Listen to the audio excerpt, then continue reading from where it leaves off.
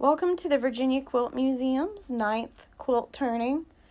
We hope that you find these quilts amazing like we do and that you are inspired for future projects. This is our butterfly quilt, circa 1955 to 1980, and the maker was Lula Delaney. This quilt appears to be hand quilted. Butterflies and pansies were a common quilt during this era, often being sold as a kit. Since women were beginning to find their place in the world during a time of warfare and space races, they often did not have time to draft and cut patterns for quilting. However, these kits gave a way to create quilts and decor for the bedroom quickly.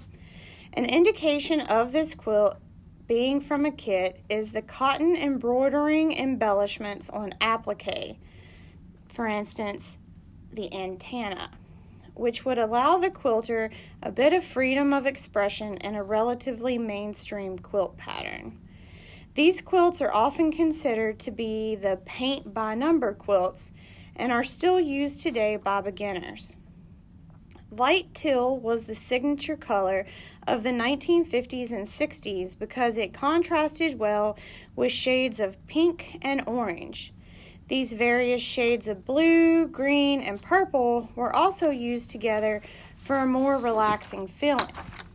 However, turquoise and orange continued to get even more rich and bright in the 1960s. Due to the advancement in creating dyes after restricted usage during World War II, neutral shades were not as sought after since they now clashed with the intense new colors. Quilters commonly thought any color goes with any color and often favored multicolored prints while leaving white backgrounds in the past. While multiple patterns of fabrics were used, the one constant is the solid brown on the inside of the wings. This allowed the butterfly to pop despite the symmetry of the butterflies. Most of the butterflies seem to contain at least one shade of blue or green, which complements the predominantly blue and lavender border of the quilt. Typical prints were done in a cartoon style containing the patterns of fruit, vegetables, and tools. Specifically in this quilt, there are examples of fabrics containing mushrooms and gardening tools. There are also little men and eagles, which represent patriotic meanings. This, along with the multiple floral patterns, the repeated uses of pinks and purples, the overall butterfly motif allows this quilt to be a wonderful quilt to present during the spring and summertime.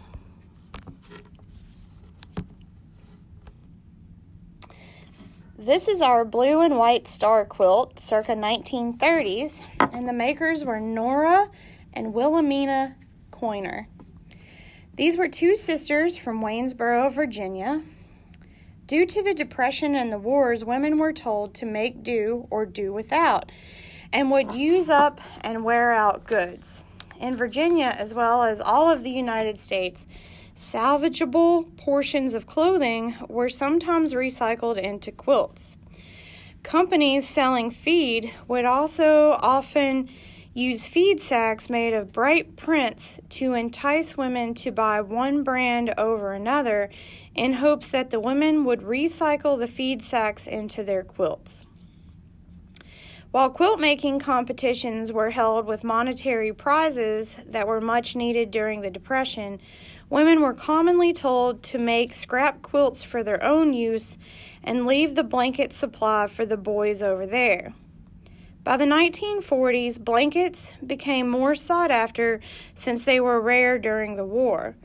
Women began to think negatively about quilts because quilts now represented what was made and used when most Americans' buying power was restricted.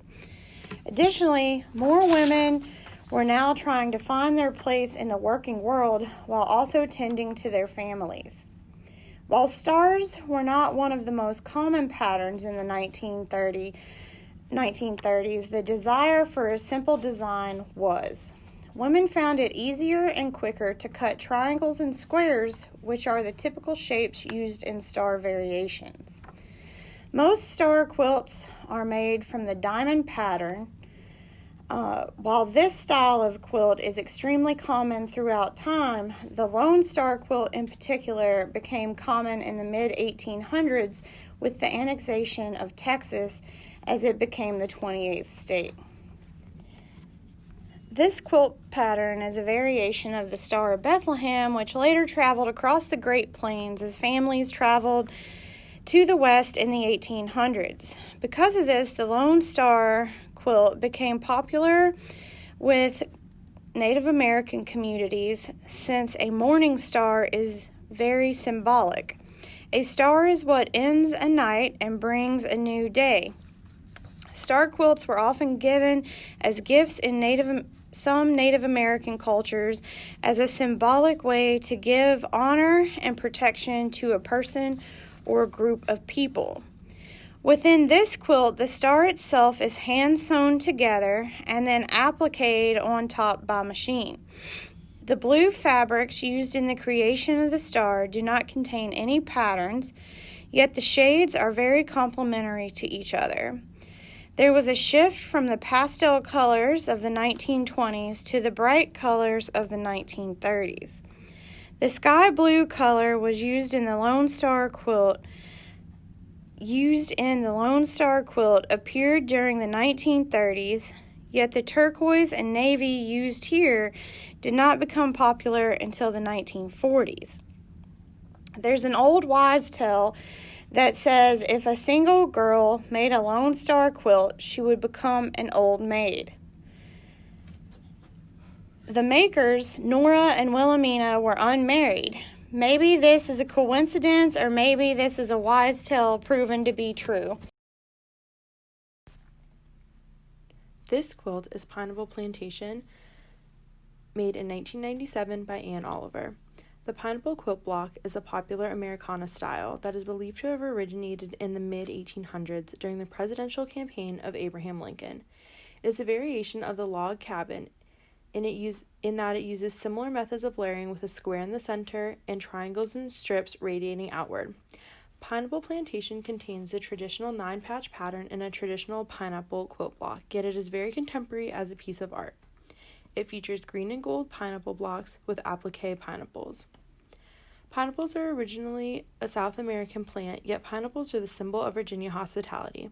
It was quite rare to have a pineapple in early Virginia in 16th century Europe.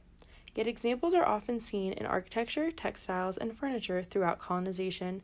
Europeans would often spend a modern-day equivalent of $1,000 for a single pineapple to be displayed as a centerpiece.